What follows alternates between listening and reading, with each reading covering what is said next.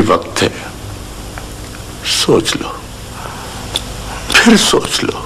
वक्त सोच के मरहलों से बहुत आगे निकल चुका है बाबा।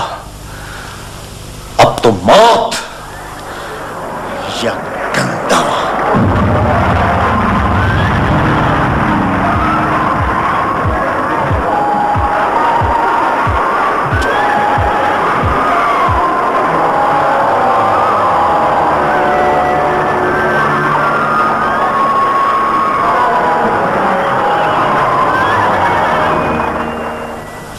तुम महज अपनी जिद की वजह से तबाही के रास्ते पे चल रहे हो।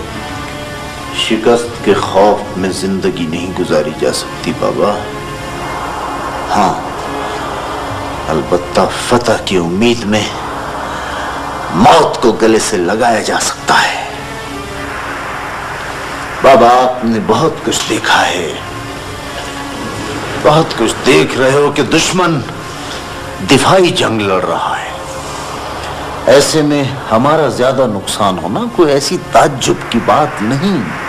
और इस सूरत में हमारे हजारों शेर दिल लाशारियों की लाशें पड़ी। नहीं बाबा, गोहराम के हाथ लाशें उठाने के लिए नहीं, दुश्मनों की लाशें बखेरने के लिए बने हैं। मैं सोचता हूं कि इस नाजुक मौके पे हमें सरदार चाकर खान को इत्तला दे देनी चाहिए। ताना दे रहे हो बाबा? ओहो, गलत मत सोचो बाबा, गलत मत सोचो। मैं तो सिर्फ तुम्हारी परेशानी की वजह से कह रहा हूं। वो तो मैं हूं बाबा, कई दिनों से 2 महाजों पर खड़ा हूं, लेकिन शिकस्त के खौफ से टूट नहीं सकता। तुम सबको इतनी रात गए इसलिए तकलीफ दी है नंदे कि मीर गोहराम ने अपने से कई ज्यादा फौज की मौजूदगी में गंधावा पर हमला कर दिया है और इत्तला मिली है कि हमारा भाई खासी मुश्किल में है।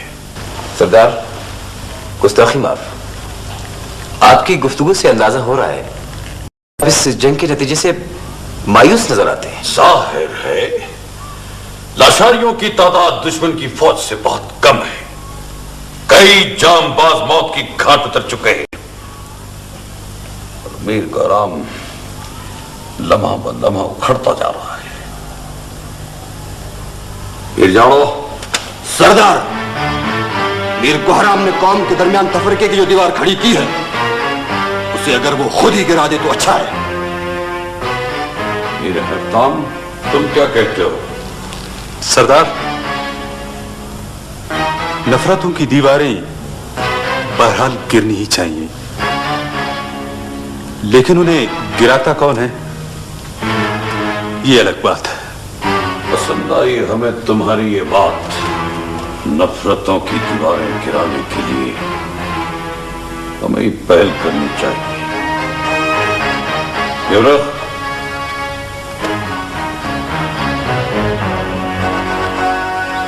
सरदार, बलूच एक नाम है सूरज की तरह, जिसकी रोशनी एक, तमाज़त एक। हम सब उसकी रोशनी की तरह हैं। रोशनी के इस सफर में जो भी दीवार आयल हो उसे गिरा देना ही बेहतर है, क्योंकि कोई भी किरण सूरज के बगैर अपना वजूद नहीं रखती।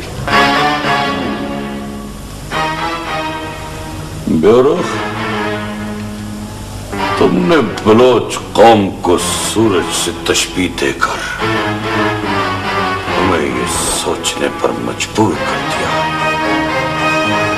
कि नफरतों की ये दीवारें हमें ही गिरानी चाहिए। मीर बजार, मिरहान,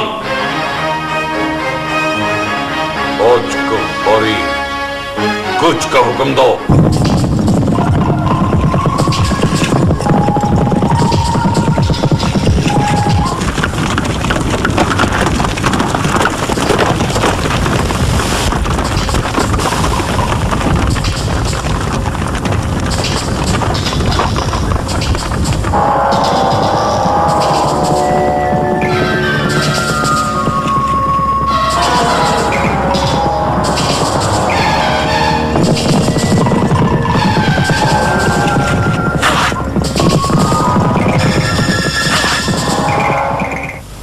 मैं कल की जंग को नताइज के एतबार से नुकसानदेह समझता हूं। तुम्हारी हिकमत अमली क्या है?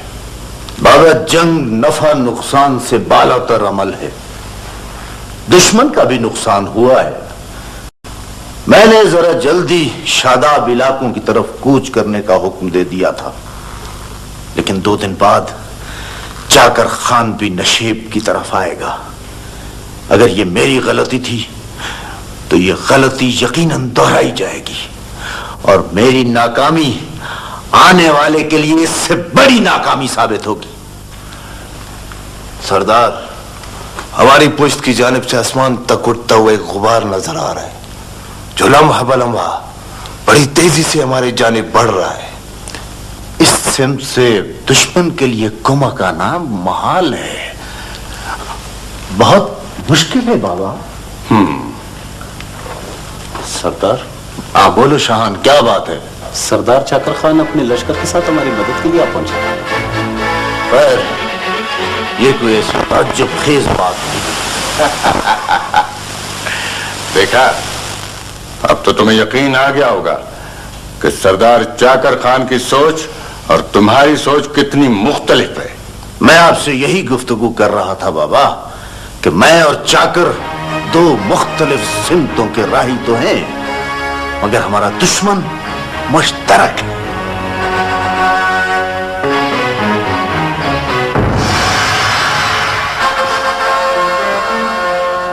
अब कौम को परेशान होने की जरूरत नहीं।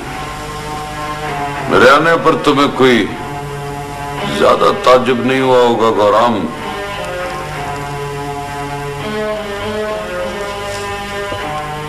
जंग का तबल बजा दिया जाए।